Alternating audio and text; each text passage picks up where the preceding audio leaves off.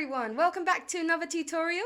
Today I'll be showing you how you can draw this super realistic eye in just 7 steps, only using coloured pencils. Step 1 is to create an initial sketch. Starting from the centre of the eye and working outwards, we can use a combination of light hand pressure, small pencil strokes and simple shapes to create the general form of the key features of the eye. After we have created our sketch, we can then move on to adding colour, starting with the pupil. We start with the darkest areas of our work first, as these areas are less likely to be affected later on.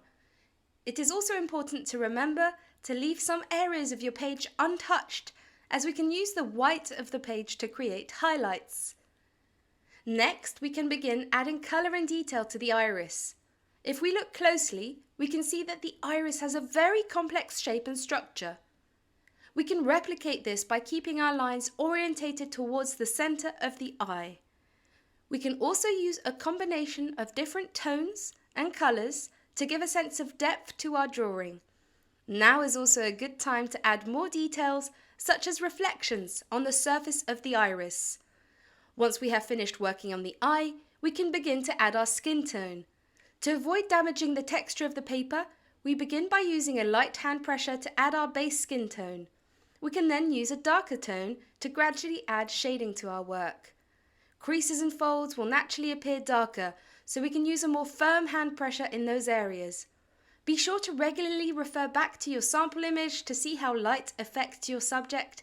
And next up are the eyelashes. Using a sharp pencil, begin by gradually drawing each lash one by one. It is important that we reduce our hand pressure at the end of each stroke and slightly vary the length, thickness and direction of each lash to give a more natural appearance. Next, we'll move on to creating the eyebrow.